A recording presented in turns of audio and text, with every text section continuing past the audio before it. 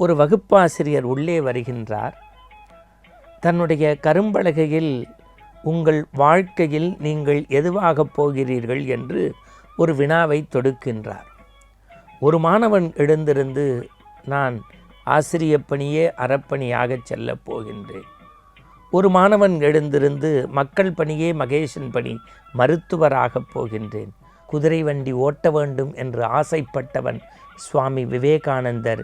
இந்து சமயம் என்கின்ற தேரை நீங்கள் நம்பிக்கை என்கின்ற கயிறு பிடித்து அந்த குதிரை வண்டியை ஓட்டு என்றான்.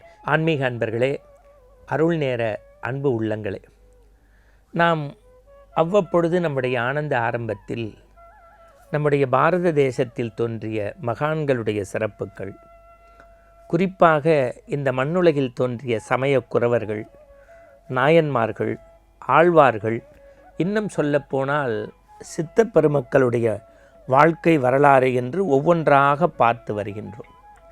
இன்றைக்கு நாம் சிந்திக்க இருக்கக்கூடிய மனிதன் எழுமின் விழுமின் என்கின்ற வார்த்தைகளுக்கு சொந்தக்காரர்.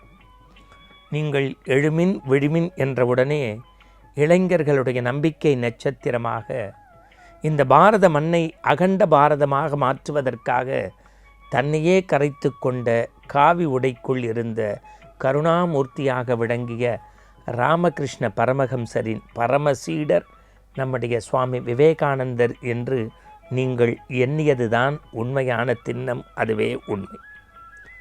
அவருடைய வாழ்க்கையில் நடந்த பல உன்னதமான செய்திகள் உங்களுக்கு தெரியும். ஆனால் சுவாமியினுடைய மற்றொரு மறுபக்கத்தை காட்பதுதான் இன்றைய செய்தி. ஒரு கரும்பலகை, ஒரு வகுப்பாசிரியர் உள்ளே வருகின்றார்.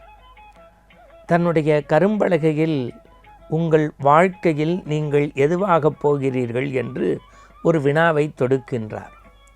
ஒரு மாணவன் எழுந்திருந்து, நான் ஆசிரியப் பணியே அறப்பணியாகச் செல்லப் போகின்றேன். ஒரு மாணவன் எழுந்திருந்து, மக்கள் பணியே மகேசன் பணி, மருத்துவராகப் போகின்றேன். ஒரு மாணவர், சட்டத்தால் எதையும் சாதிக்க முடியும், நான் ஒரு வழக்கறிஞர். இப்படி ஒவ்வொருவரும் அவரவர் விரும்பிய செயலை சொன்னபோது ஒரு இளைஞன் எழுந்திருந்து, நான் குதிரை வண்டி ஓட்டப் போகின்றேன் என்றான். ஆசிரியருக்கு கடுங்கோபம். நான் மணிக்கணக்காக வகுப்பெடுத்து உங்களுடைய வாழ்க்கையின் இலக்கு என்ன, எதுவாகப் போகிறீர்கள் என்று கேட்டபோது ஒவ்வொருவரும் ஒவ்வொரு கருத்தை வலியுறுத்த, நீங்கள் குதிரை வண்டி ஓட்டப் போகின்றீர்களா, நீ இனி இந்த வகுப்புக்கு வேண்டாம் என்று சொன்னார். அந்த இளைஞன் அழுது கொண்டே இல்லம் திரும்புகின்றான். தாயார் நடந்ததனுடைய சுருக்கத்தை கேட்கின்றார். அவன் இதயத்தை இறுக்கமாக்கிக் கொண்டு சொல்கின்றான். கண்ணீரை துடைத்த தாயார், நீ குதிரை வண்டு ஓட்டு மகனே, நீ குதிரை வண்டு ஓட்டு. ஆனால் அவரைப் போல இல்லை. நீ அவரைப் போல இவரைப் போல அல்ல, இவரைப் போல இவரைப் போல இவரைப் போல இவரைப் போல என்று 4 முறை சொல்லி தன் வீட்டு சுவர் பகுதியை காட்டினார். அந்த சுவரில் பல குதிரைகளை ஒன்றாக அடக்கிய கிருஷ்ண பரமாத்மா காட்சி தந்தார். நீ இவரைப் போல குதிரை வண்டி ஓட்டு என்றார். குதிரை வண்டி ஓட்ட வேண்டும் என்று ஆசைப்பட்டவன் சுவாமி விவேகானந்தர். இந்து சமயம் என்கின்ற தேரை நீங்கள் நம்பிக்கை என்கின்ற கயிறு பிடித்து அந்த குதிரை வண்டியை ஓட்டு என்றான். இன்று வரை இந்து சமயத்தின் அச்சாணியாக இருந்த ஒரு நம்பிக்கை நட்சத்திரம், அஸ்திவாரம் யாரென்றால் சுவாமி விவேகானந்தர். அவருடைய வார்த்தைகளில் வெறும் புரட்சி மட்டுமல்ல, வாழ்க்கையிலுமே பல புரட்சிகளை ஏற்படுத்தினார். நான் இந்த நேரத்திலே சொல்ல கடமைப்பட்டிருக்கிறேன். 1893 சிகாகோ மாநகரம் மிரண்டு போனது. எத்தனையோ பேர் வந்து 1893 சிகாகோ மாநகரத்தில் உரையாடினார்கள். ஆனால் தன்னுடைய மந்திர சொற்களால் பிரதர்ஸ் அண்ட் சிஸ்டர்ஸ், சகோதர சகோதரிகளே என்று ஒரு சத்தம் கேட்டது. எல்லோரும் நிசப்தமாகி போனார்கள். அந்த மந்திர பேச்சு இன்றைக்கும் எத்தனையோ ஊடகங்களில், இணையதளங்களில் வருகிறது. ஒவ்வொரு இளைய சமுதாயமும் கேட்க வேண்டும். 1863 ஜனவரி 12 இந்தியாவிற்கு தோன்றிய ஒரு துருவ நட்சத்திரம் என்று பதிவு செய்கின்றார்கள். அவருடைய இளம் பெயர் நரேந்திர நாத் தத்தாத்தா. நரேந்திரநாத் தத்தாதா.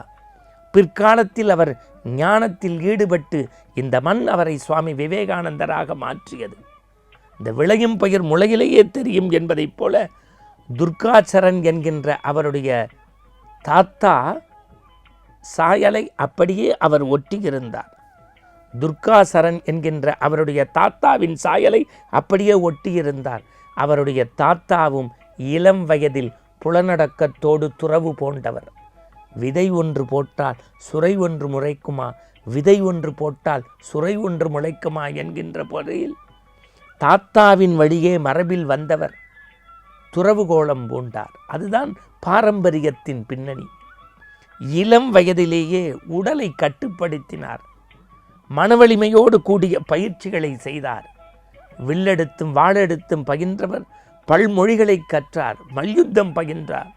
ஆனால் விவேகானந்தருடைய வார்த்தை எவ்வளவு நுட்பமானது. நீங்கள் மோட்சத்திற்கு செல்ல வேண்டுமென்றால் என்ன செய்வது என்று கேட்கிறார்கள். கீதையை படிப்பதை விட கால்பந்தாடுவது சிறந்தது.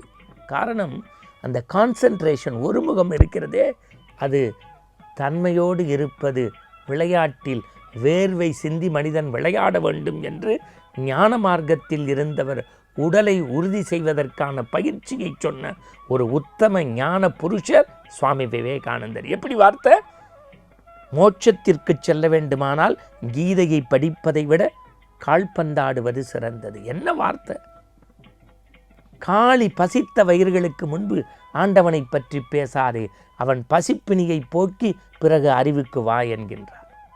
இதைவிட ஒரு சிறப்பு, காஷ்மீரிலிருந்து கன்னியாகுமரி வரை பயணப்பட்டு வந்தவரிடத்தில் கேட்கிறார்கள், இந்தியாவில் நீங்கள் எதை பார்க்கின்றீர்கள்?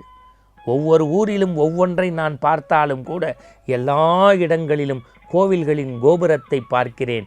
இந்தியாவினுடைய ஆன்மா கோவிலுக்குள் தான் குடிகொண்டிருக்கிறது என்று இந்த பாரத தேசத்தினுடைய பெருமையை இந்த மண்ணுக்கு சொன்ன ராமகிருஷ்ண பரமஹம்சருடைய பரமசீடர் விவேகானந்தரை நாம் நினைக்கின்ற போது உடம்பில் புல்லரிக்கிறது. பசுக்களை வளர்த்த, கோசாலைகளை பராமரித்த ஒரு இயக்கம். அவர்கள் பசுக்கள் நலிந்த பிறகு கசாப்பு கடைக்கு போவதை தடுத்த பணியை செய்தார்கள். அவர்களிடத்தில் ஒரு முறை கேட்டார், பசுவிடத்தில் காட்டக்கூடிய இந்த அன்புக்கு நான் மகிழ்கின்றேன். அதுபோல காய்ந்த வயிர்களோடு இருக்கக்கூடிய மனிதர்களிடத்திலும் நீங்கள் அன்பு செலுத்தி மனிதநேயம் காட்டி ஈவோடும் இரக்கத்தோடும் உதவ கற்றுக்கொள்ளுங்கள். அதுதான் ஒரு சங்கத்தின் நிலையான பணி என்று சங்கங்கள் குறித்து புதிய சன்மார்க்கத்தை இந்த மண்ணில் விதைத்த பெருமை சுவாமி விவேகானந்தரை சார். இப்பேறுபட்ட அந்த காவி உடையின் கருணாமூர்த்தியை இன்ற நாளில் நினைத்தது நமக்கு மகிழ்ச்சி. விவேகானந்தர் காட்டிய அந்த நல்வழியில் நாமும் நடப்போம். நம்முடைய பாரத தேசம் எழுமின் விழுமின்.